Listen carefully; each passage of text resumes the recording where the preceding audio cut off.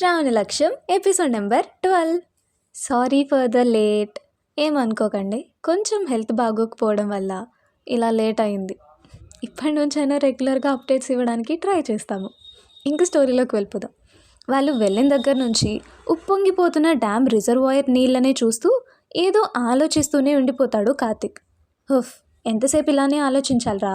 మన పాప రాసిన రాతలో ఇప్పుడు నువ్వు వచ్చి నన్ను అడగలు కదా ఏం ఆలోచిస్తున్నావు అని. అయినా ఇంకా రాలేదు, ఎక్కడ సచ్చావరా కిట్టిగా అనుకుంటూ చుట్టూ వెతుకుతున్న కార్తీక్కి ఒక ఐస్ బండి దగ్గర కింద నుండి దొంగ చాటున దాక్కుని మరీ అన్ని రకాల ఐస్ క్రీమ్స్ని చూస్తున్నాడు కిట్టిగాడు. ఓరి, వీడేం చేస్తున్నాడు ఇక్కడ అని మెల్లగా వాడి దగ్గరికి వెళ్ళి ఐస్ క్రీమ్ అటో ముందు కిందకి వంగి రే కిట్టిగా అని అరవంగానే ఒక్కసారిగా ఉలిక్కిపడి, అబ్బా ఏమైందిరా అంతలా అరిచో? హిహి, భయపడ్డావా? ఏడ్చావులే, ఒక్క క్షణం గుండె గుబ్బెల మందిగా అంటూ గుండె మీద తట్టుకుంటాడు కిట్టి. రే ఎడ్డిగా, నువ్వు ఉంది ఒక బ్రేస్లెట్లో, అందులో నీకు నీ గుండె కూడా కనిపిస్తుంది. అబ్బే పీకినోలే గాడిద, ఇక్కడ తట్టుకుంటే మా లోకంలో ఉండే నా గుండె చేరుకుంటుంది. ఏ ప్రసాద్వా? ఓ మై గాడ్, ఇంతుందా అంటాడు ఆశ్చర్యంగా. సర్లే కానీ ఎందుకు అంతలా అరిచొచ్చో? ఇక్కడేం పీకుతున్నావు బే? ఏదో ఒకట్లే నీకేం అంటూ ఐస్ క్రీమ్ వంకి ఆశగా చూస్తుంటే, ఏంటి ఐస్ క్రీమ్ తినాలనుందా? అరే, నా మనసులోని మాట భలే చెప్పేశావురా. నీ మెడిగుడ్లు వేసుకొని దాని వంక అలా గుడ్లు అప్పగించి మరీ చూస్తుంటే ఆ మాత్రం అర్థం కాదా అంటూ, నాకు అమ్మాయి దొరకడం నీకు ఐస్ క్రీమ్ దొరకడం రెండూ అవ్వని పనులే, కానీ ముందు పద వెళ్దాం ఇక్కడి నుంచి అంటూ కిట్టిగాడిని తన చేతికి పెట్టుకుంటూ పైకి లేవగానే ఎవరో ఒక అమ్మాయి స్పీడ్గా ఐస్ క్రీమ్ బండి దగ్గరికి రావడం, ఇక్కడ మన కార్తీక్ బాబు అలా పైకి లేవడం రెండూ ఒకేసారి జరిగిపోతాయి. అంత స్పీడ్గా లేచేసరికి చూసుకోక పైన ఉన్న అమ్మాయికి తగలడంతో స్లిప్ అయి కింద పడిపోతున్న ఆ అమ్మాయిని చూసి వెంటనే తన నడుం చుట్టూ చేతులేసి పట్టుకుంటూ పైకి లాక్కుంటాడు కార్తిక్. ఒక్క క్షణం ఇద్దరి కళ్ళు ఒకరిని మీట్ అవుతాయి. అంత దగ్గరగా వచ్చిన ఆ అమ్మాయిని చూస్తూ మైమర్చిపోతాడు మన బాబు. కింద పడేది కాస్త ఎవరో పట్టుకోవడంతో సరిగ్గా నిల్చుని ఎదురుగా ఉన్న కార్తిక్ని చూస్తుంటే కళ్ళు కూడా ఆర్పకుండా తన్నే చూస్తూ ఉన్నాడు. తన కళ్ళలోకి చూస్తూ, హలో మిస్టర్, నన్ను కొంచెం వదులుతారా? ఏదో పెద్ద మీ పిల్లాన్ని అన్నట్టు అలా పట్టుకున్నారు అంటుంది తన నడుంపై ఉన్న కార్తిక్ చేతిని చూపిస్తూ. తన మాటలకి తేరుకొని, ఓ సారీ మిస్, పొరపాటున పడతారేమో అనేసి అలా అంటుంటే తన చేయిని కార్తిక్ ముఖంపై అడ్డుగా పెట్టేసి, హిహి చాలు, ఇక పక్కకు జరుగుతారా, నేను ఐస్ క్రీమ్ కొనుక్కోవాలి అని వెటకారంగా ఒక నవ్వు నవ్వి చెప్తుంటే, అబ్బో పాపకు పొగరు అనుకుంటా అనుకొని, ఓకే కొనుక్కోండి అంటూ పక్కకు జరుగుతాడు తన్నే చూసుకుంటూ. ఐస్ క్రీమ్ తీసుకుంటున్న అమ్మాయికి సైట్ వేస్తూ అక్కడే వెనక ఉండే రైలింగ్ కడ్డీలకి ఆనుకొని, రే కిట్టిగా, నాకు నా జాన్ దొరికేసినట్టు అనిపిస్తుందిరా అంటాడు ఆ అమ్మాయినే చూస్తూ. ఏంటి ఆ అమ్మాయా అంటాడు కిట్టి. ఏమ్రా బాలేదా? బాగుందిలే కానీ కొంచెం పొగరు ఎక్కువలా ఉందిగా. పొగరున్న వాళ్ళ అందం ఇంకా ఎక్కువగా ఉంటుందంట కిట్టి. అబ్బో, నువ్వు బాగా గట్టిగా ఫిక్స్ అయినట్టున్నావుగా, ఇంకేం చేస్తాంలే. వెనక నుంచి కార్తిక్ తన్నే చూస్తున్నాడని అర్థమయ్యి ఆ అమ్మాయి టక్కున వెనక్కి తిరిగి, ఏ అబ్బాయి ఎందుకు నన్ను అలా గుడ్లప్పగించి మరీ చూస్తున్నావు అంటుంది ఐస్ క్రీమ్ తింటూ. తను మాట్లాడే ప్రాస అంత ముద్దుగా అడుగుతున్న తన ముఖాన్ని నవ్వుతూ చూస్తూ తన ప్రాసలోనే, ఏం లేదమ్మాయి, చూడ్డానికి చాలా అందంగా కనిపిస్తుంటేను చూస్తున్నాలే అంటాడు. దానికి బదులు ఐబ్రోస్ లిఫ్ట్ చేసి కోపంగా చూస్తూ ఏదో మాట్లాడేలోపు, అమ్మ లత త్వరగా రా అమ్మ, లేట్ అవుతుంది అంటూ ఒక అతని గొంతు వినిపించింది. హా అన్నయ్య వస్తున్నా అని కార్తీక్ వైపు కోపంగా చూస్తూనే వెళ్ళిపోతుంది మన లత పాప. గుర్తుందా గైస్ ఈ దేవత?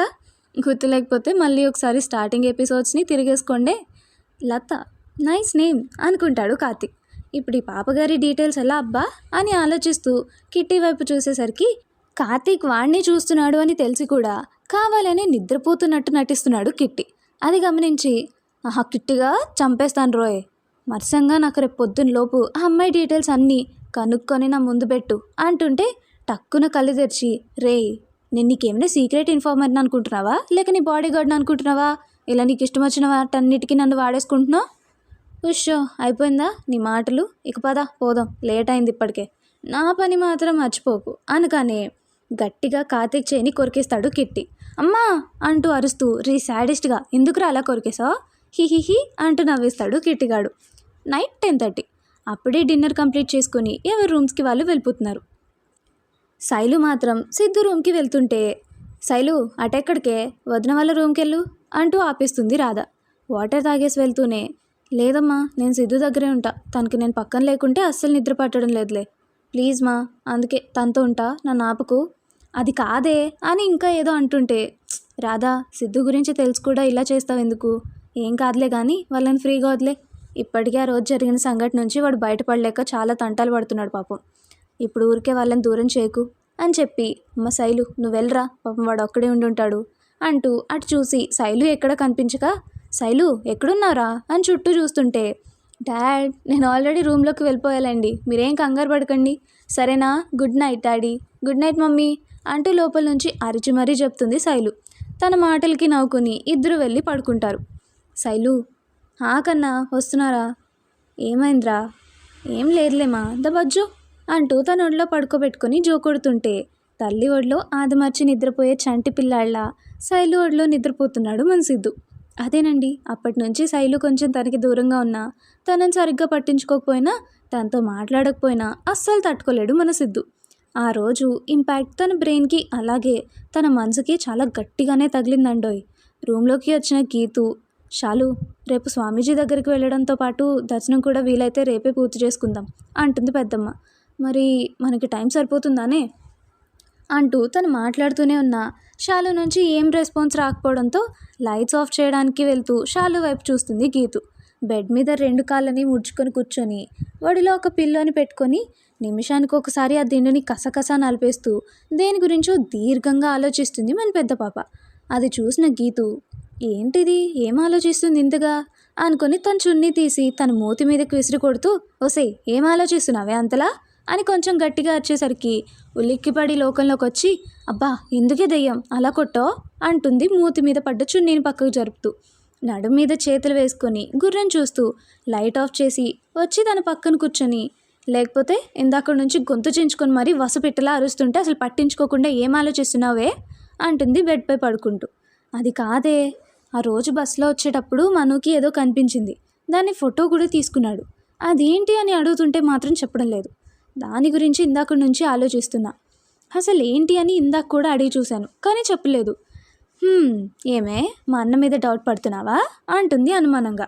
దానికి కళ్ళని షార్ప్ చేసి చూస్తూ, పీకు పిసుకుతా రాక్షసి, నా మను అక్కడ, నా గొంతులో ప్రాణం ఉన్నంత వరకు తన మీద డౌట్ పడే అవకాశమే లేదు. అబ్బో మరెందుకో అంత ఆలోచన అంటుంది మెల్లిగా తన మెడపై ఉన్న షాలు చేతుల్ని విడదీస్తూ.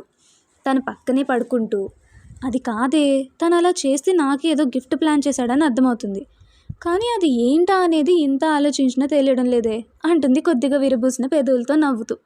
మోచేయి పట్టుకుంటూ, ఆహా అమ్మగారు సిగ్గుపడుతున్నారే, మా అన్నగారు మరి అన్ని చిలిపి పనులు చేస్తున్నాడా ఏంటి అంటూ కన్ను కొడుతుంటే, ఏ ఆపే కోతి అంటూ సిగ్గుపడుతుంది షాలు. ఆహా సిగ్గే అంటూ విండో వైపు చూసి, అటు చూడు ఇంత నైట్ టైంలో ఏవో ముచ్చట్లేశారు నీ కాబోయే మొగుడు నాకు కాబోయే మొగుడు అనగానే, ఏంటి మనునా ఎక్కడే అంటూ టక్కున లేచి కిటికీ వైపు చూస్తుంది షాలు. వీళ్ళ రూమ్కి కొంచెం దూరంలో నిలబడి దేని గురించో సీరియస్గా మాట్లాడేసుకుంటున్నారు మనోచ్చరణలు. అది గమనించిన మన ఇద్దరు పాపలు, ఇంత నైట్ టైంలో ఏం మాట్లాడుకుంటున్నారో వీళ్ళు అని కిటికీ దగ్గరికి వెళ్ళి చూస్తారు ఇద్దరు.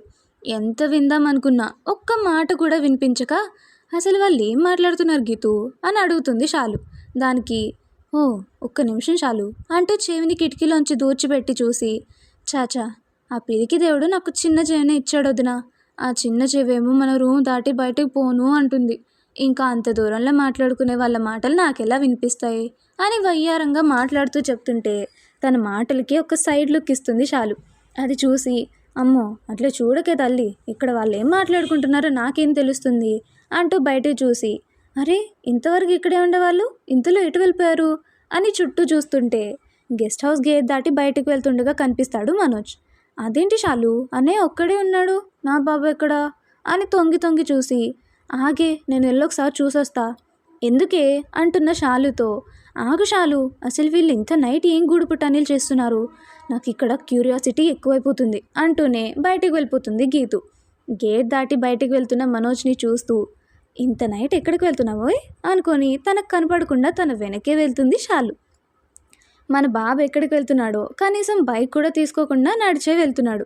అది చూసి, ఇంత సీక్రెట్గా ఎక్కడికి రా మొగుడా అని మెల్లిగా తన వెనకే చుట్టూ గమనిస్తూ వెళ్తుంది షాలు.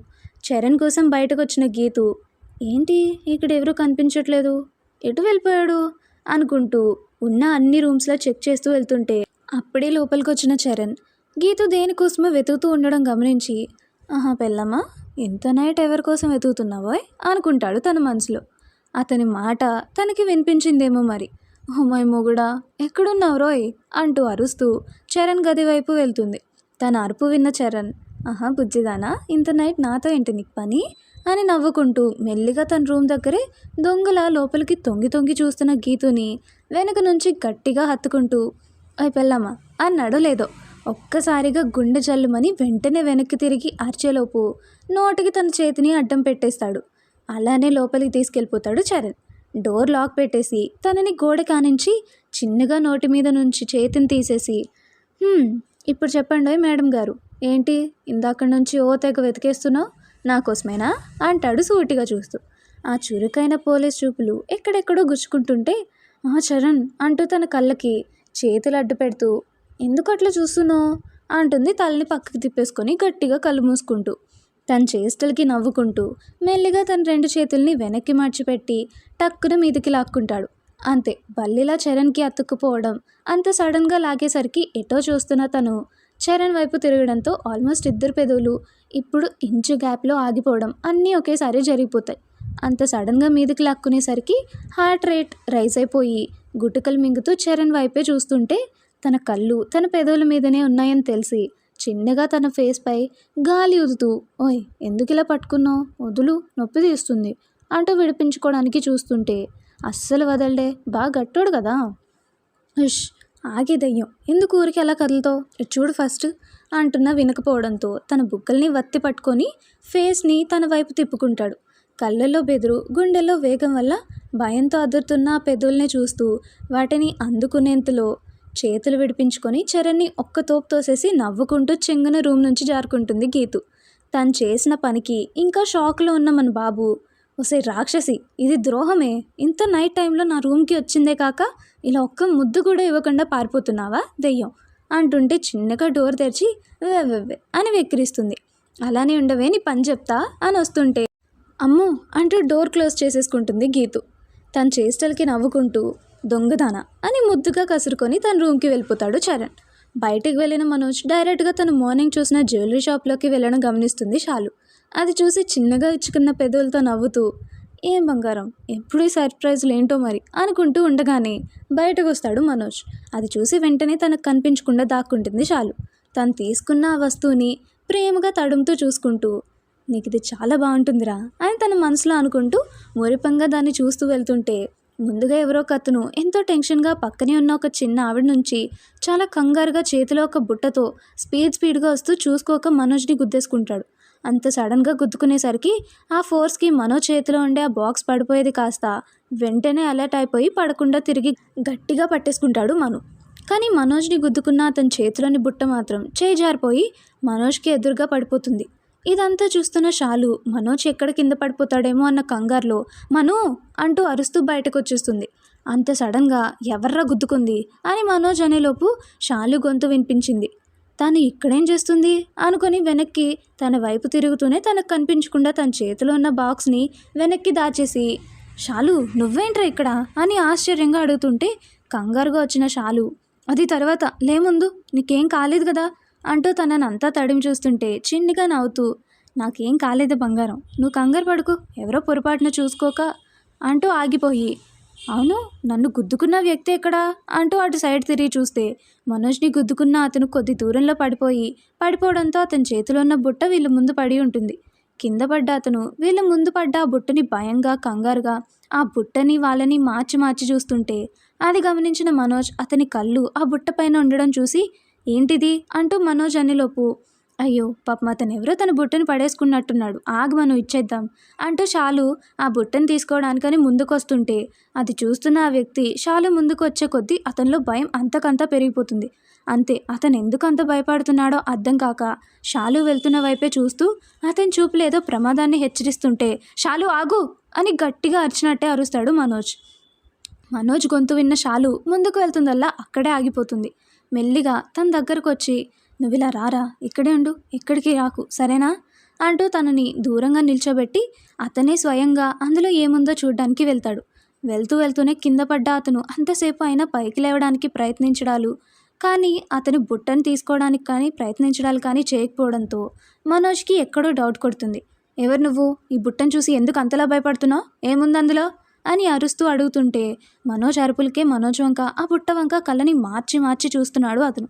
అంతే, మనోజ్కి అనుమానం ఇంకా రెట్టింపవడంతో చెప్తావా లేదా అని కొంచెం కోపంగానే అంటున్నా మాట కూడా పూర్తి కాకముందే బుస్ బుస్మంటూ ఆ బుట్ట నుంచి సౌండ్స్ వస్తున్నాయి. ఏంటా సౌండ్ అంటూ మనోజ్ చాలు ఇద్దరు ఆ బుట్ట వంకే చూస్తుంటే ఇంతసేపు భయపడింది ఇప్పుడు నిజమవుతుంది అని తెలుస్తుంటే కాళ్ళు చేతులు ఆడడం లేదు అతనికి. ఒళ్ళంతా చెమటలు పట్టేస్తుంటే ఒక్కదాటిన పైకి లేచి మనోజ్ పిలుస్తున్నా పట్టించుకోక అక్కడి నుంచి పరుగులాంటి వేగంతోనే పారిపోతాడు. అరే బాబు ఆగు, నీ బుట్ట ఇక్కడే ఉంది అంటున్నా వినిపించుకోడు. అరే ఏంటి షాలు వీడిలా పారిపోతున్నాడు అని బుట్ట దగ్గరికి వెళ్తుంటే ఎందుకో షాలు గుండె సడన్గా దడదడం అంటూ కొట్టుకోవడం మొదలు పెడుతుంది. అంతే, గుండెపై చేయి వేసుకొని ముందుకు వెళ్తున్న మనోజ్ వైపు చూస్తూ కంగారుగా మనో ఆగు అంటూ దగ్గరకు వచ్చి అదేదో చెత్త ఉంటుందిలే పద మనం ఇంటికి వెళ్దాం. అరే షాలు ఏమైందిరా, అదేంటో చూద్దాం కదా, వాడెవడో అంతగా భయపడుతున్నాడు అంటే అందులో ఏదో ఉంది అంటూ అలానే ముందుకు పోతుంటే మను ప్లీజ్ అదేదైతే మనకెందుకు, వద్దు కదా, వెళ్ళకురా అంటూ భయంగా కంగారుగా మను ప్లీజ్ రా నాకు భయమేస్తుంది అంటున్నా వినిపించుకోకుండా ఆ బుట్ట మీదకి వంగి దాన్ని ఓపెన్ చేసేలోపు అందులో ఉండే ఒక నల్ల త్రాచుపాము రయ్యిన పైకి లేచి పాము పడగ విప్పుతుంది. అంత సడన్గా పైకి లేచేసరికి ముందుగానే దాని మీదకి వంగిన మనోజ్ స్లిప్ అయ్యి కింద పడిపోతాడు. మరేమై ఉంటుంది మనోజ్కి తెలుసుకోవాలి అంటే నెక్స్ట్ ఎపిసోడ్ వరకు వెయిట్ చేయాల్సిందే.